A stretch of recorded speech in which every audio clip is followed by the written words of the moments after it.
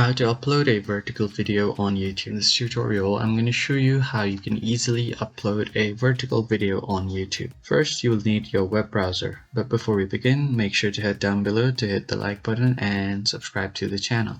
Alright, so once your web browser is open, what you want to do is go to youtube.com.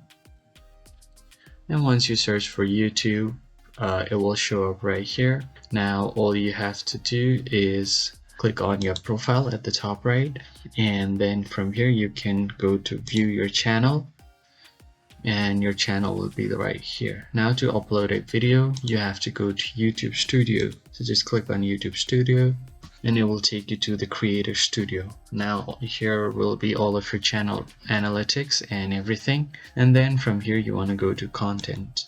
Now all of your posted content will be shown right here. Now to upload a new video, click on Upload Videos, and from here you can simply select a file or a video that has vertical form content, and it will be shown as a vertical content on YouTube.